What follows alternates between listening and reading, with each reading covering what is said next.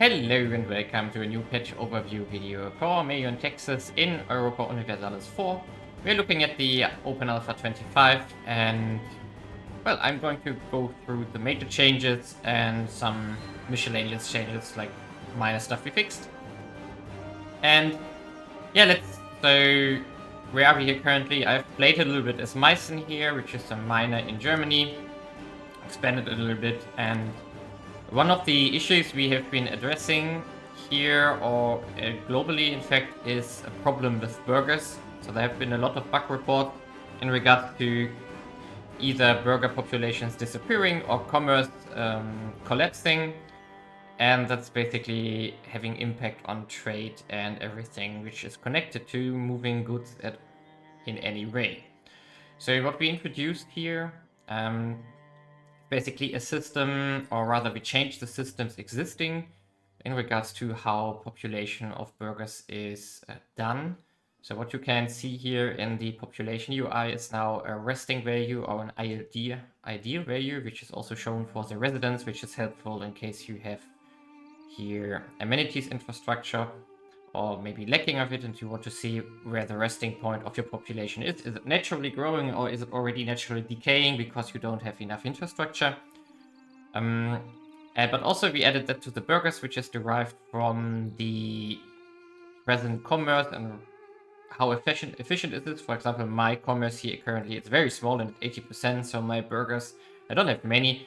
They are quite happy with what they are, and they are not growing, but they're also not shrinking here.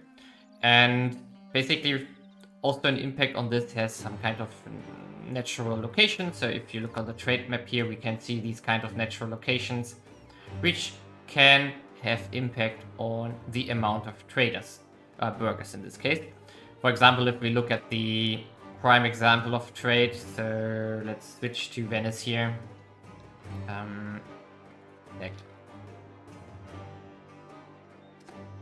You can see here, of course, we have the natural location for Venice, which is a lagoon, which has a massive impact on the ideal burger size, but also it's a trade republic and it has a lot of infrastructure and a lot of commerce industry, so it's 112 compared to the meager 8. Therefore, we can say that this location, this province, has 1.59k burgers currently, and the ideal value, in fact, is 2k, so a little bit more. And as we can see here, it's now growing. And what we changed here is, compared to the past, is that burgers can no longer emigrate, because we saw a problem that when the burgers are poor or some other conditions apply, they started to emigrate into peasants and your burgers were gone, and getting them back was extremely hard to do. And this has like a negative loop of shrinking, because your commerce was inefficient and then you didn't have enough commerce to make enough money, and so they shrank even further, and then suddenly you had a problem. Now they can get promoted here from residents, for example, and therefore get the population from there plus birth rates depending on the, let's say how rich they are. And of course, the promotion also happens depending on how rich they are and how far away they are from their ideal value. As you can see here now, they are growing by 0.012, so it's very slow, but it's still growing a little bit, and the immigration is stopped for the moment. We put a hard block into this that way, and of course they can still shrink, so they can just naturally decay. I think Prague was decaying. No, it's stable currently. Oh, wrong province. I think Prague was decaying currently. No, not that either. I saw some province where it was decaying still, so they can of course naturally shrink. Here, okay, they're getting demoted, for example, here in Hamburg, also growing a little bit. But basically they can disappear by demotion, but they cannot disappear by emigration, which was the main problem if you had a rich country with rich peasants, because they thought life is better off as a peasant maybe. And that caused a lot of trouble. It's not that every problem has been found and addressed here in this regard, so please feel free to report any findings that you have in regards to commerce and burgers. But we're trying to stabilize the trade system here and try to find and identify bugs in regards to commerce and burgers. and also balance out the values you, for example, get from natural locations and so on. Also, going hand in hand here is that the commerce industry, which is one of the industries you can have here, no longer requires urban labor, which we implemented some patches ago. We removed that for the same reasons, because it had also impact on the industry itself, because when you didn't have enough residents and labor, then your burgers were useless, and which also can lead to this kind of, well, feedback loop, negative feedback loop, and causing problems, basically. So commerce is back to fully burger owned and fully burger managed in regards to labor, basically. And yeah, this hopefully stabilizes some of the trade problems we have seen here, and of course makes the economy in a general sense more stable. So what we, and yeah, maybe a little bit connected to that is the, let's go back to Meissen here. Also tech API. We go back to Meissen here, which is a thing probably most important if you play in Germany or in very high nobility regions, is that you will have problems with peasant freedom. For example, in my realm, they are relatively free currently with 20. But if you want to, for example, get more freedom, you have to do the leverage elite here. And in the past, it was only 1% combined with the power of the nobility per year.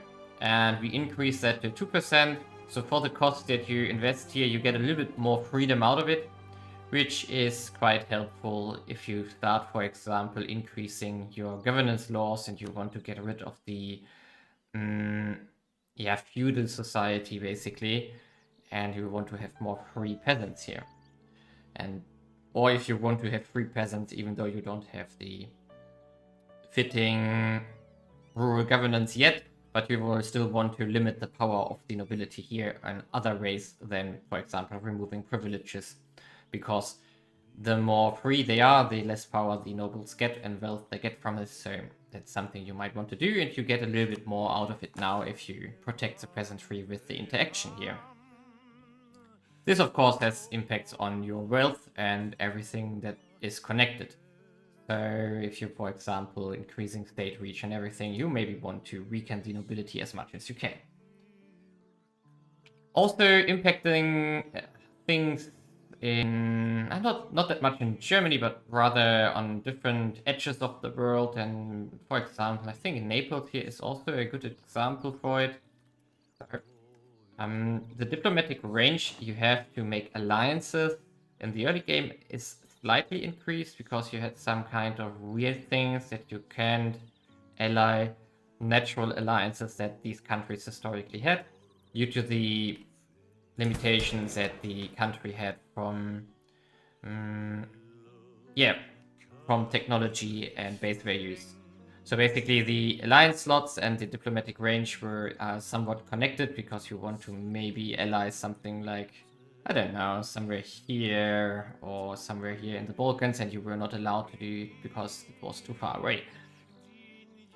And this has been slightly increased, I think about plus 25 range on the base value, but also there has been changes to the alliance slot itself. So the rank of your empire here, or your kingdom or your duchy, the international importance or influence overall produces less alliances that you can have. So for example, Naples can have 3 due to the fact that they have the diplomacy idea group here, but naturally they could only have 2 from their rank, and therefore the overall alliances within the game itself has been slightly reduced.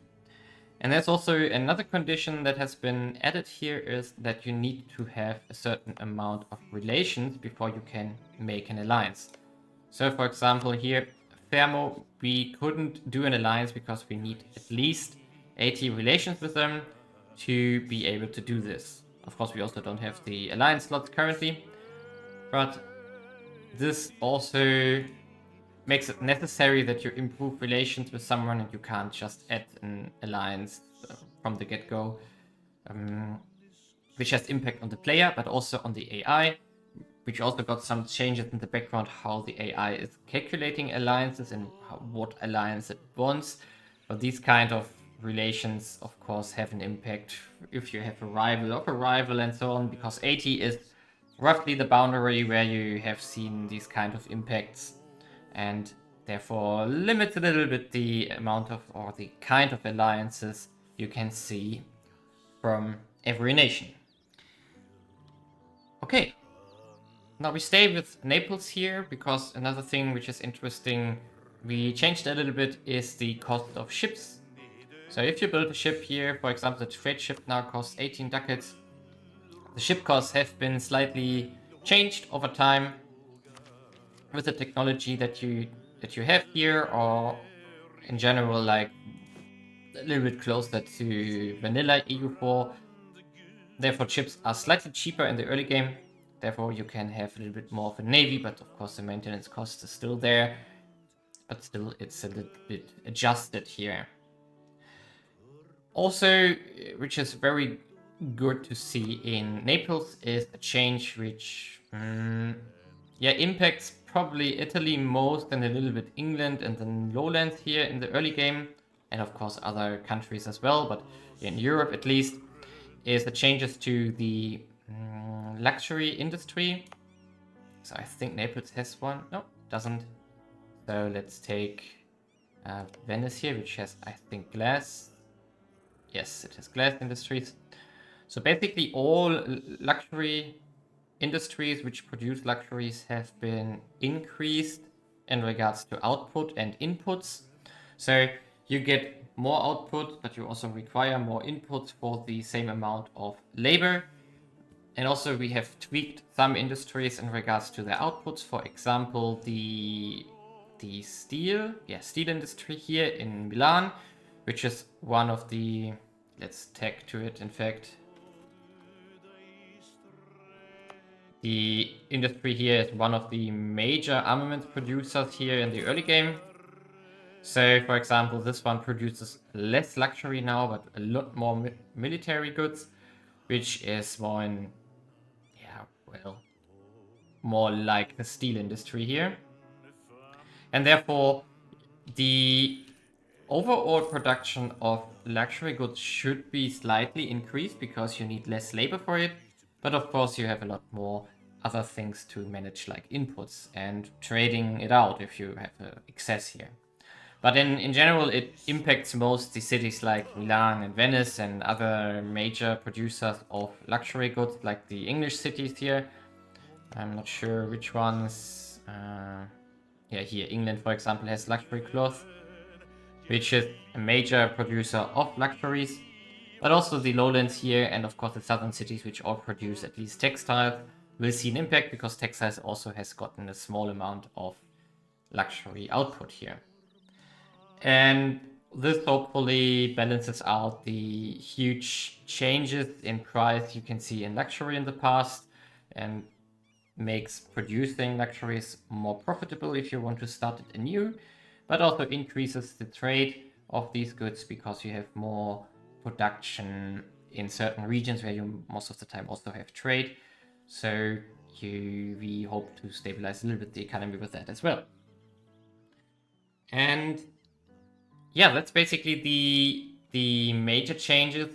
As you can already see, or you heard, and most of them are like under the hood, because we have been busy fixing a lot of things, especially the commerce and burger bugs are frightening or complicated to fix, and it's partially unclear what's exactly causing what, so you need to investigate a lot. And same with the other fixes we do, it's all about balancing out weird effects that we can see and balance out the experience for the player to not be extremely overpowered. And for example, if you play Milan and you had the steel industry, you could go crazy. Same with other cities, because these industries were extremely profitable, because they were producing luxuries instead of too many armaments or military goods. but also like it had other impacts here. And now we hope we can see more varied luxury production across the board here. Now let's go to the rather small changes. One I would consider a rather funny change is that the papacy, like when the courier events happen to elect a pope, it's now more certain that the candidate that gets elected pope is an older person and not a young pope. So you see the more classic old pope, and the mechanic in the background has been a little bit tweaked in this direction. Also in regards to the Christianity here, or the faith here, what we can see currently here is that the papal standoff, like the first schism here is, oh no, it's the second schism, I'm not sure, but the schism here is on its way. We see the Avignons and the Catholic faction here, and one faction will of course in the end win. And what we changed here is a little bit more advice to what the player has to do to get rid of this. For example, if you play Bohemia or you play whatever is the Emperor, and you don't really know what to do, because you just get hit with that, which impacts your Holy Roman Empire, and you don't know what to do. The starting events, when the schism happens, has also an explanation what you need to do to fix it. Just to mention it once, one way is to conquer Avignon or Rome, to depose the false pope or the anti-pope of each other. And the other way is to wait it out until a church council happens. Normally that happens if some kind of other heresy is popping up. I'm not sure if one is present here right now, but for example, Valdesian or the, how they're called here, do they already exist? No, they don't exist here yet. The Hussites here in Bohemia or any other of the branches which could pop up happen, which then forces a church council to happen, which also can mend the schism here within the church. And that's basically explained a little bit in the starting events, so that every player, if he's new, for example, knows what he needs to do to fix this. Sometimes it's just waiting out, but if you play, for example, in Italy or Bohemia or France, then you have a chance to fix it in your favor. Because as France, you could, for example, attack Rome and take out the anti-pope here. Also, in the background, there have been a lot of changes and fixes to a lot of events which were happening. For example, the classic events that turn up when you just play on. For example, maybe something pops up. Yeah, example, this one. So these kind of events which happen and can address your whole country and, for example, give nobility, loyalty, which is of course country-wide. These have been slightly rebalanced, or their chances to happen have been changed, because some of them were happen extremely regular. And this is an ongoing process of balancing and fixing and, well, just addressing things which might get out of hand here. So for example here, maybe we want to just get the loyalty here for free, but we lose the stability for this, which is fine. Also, some changes have been, or fixes have been done to the hordes here. There was, for example, the decision to form the Mongol horde again was bugged, because one province which you require didn't exist any longer due to a change in the past. And also other decisions and events and missions have been slightly tweaked to balance out findings that people have reported or have been found when playing by, well, for example, us. Also, probably major change, which are still put into minor, because most states or most countries you play will not be affected by it. But if you play a colonizer and you want to go into the colonialism here, which is an idea group, usually you could just do exploration, get a trade company or a colonial nation in Americas or wherever, and then you could get colonialism as an idea group immediately afterwards. That's no longer possible. Instead, what you need is to trigger the, how it's called, Columbian exchange here. So when you have embraced Columbian import, sorry, then you are allowed to do the colonialism idea group. So there's some kind of gate here which you need to do. Of course, getting Colombian imports is not that hard, but at least it slows down a little bit the player, but also the AI sometimes, in how fast they can colonize the world and how fast they can colonize everything else. Because the colonialism ideas offers a huge amount of boost to the chances of success in regards to colonies, but also colonists to settle stuff. For the Colombian imports, as you can see here, what you need is a subject in the New World. Then you need commercialization, for example, which you didn't need necessarily beforehand. And of course, enough trade value to trigger this. But in the end, it's not impossible to do, or doesn't really slow you down a lot, but it's still like 10 or 20 years or whatever, it will slow it down, which is a massive stuff in regards to all the other colonizers, which might to also get a foothold here in Africa, which is, for example, one of the main problems that gets addressed by that, because you had the chance, if you, as a player especially, but the AI would also do this, that you could, let's, in fact, that's Mali? No, not Mali. For example, here in the West African region, due to the fact that you would get so many new colonists and better event chances, you could really lock down every coastal province here, which would slow down all other colonizers extremely hard. And this is it was very historically, because Africa was mostly just some trade ports here, just some harbors, which you needed to jump around Africa to get to India, or jump over to Brazil, for example, for Portugal, and not colonize everything by force. That's a rather modern concept, which was done much later. Yeah, with that, we basically come to the end already of everything we have changed in this patch. And feel free to report everything you see. There are still a lot of things which are not working perfectly, I would say, but we are doing our best to address what we can. And, well, have fun, and see you in the next video or in my next playthrough whenever I get time for that. I hope that I can do a campaign soon. Therefore, have fun, leave a like and subscribe.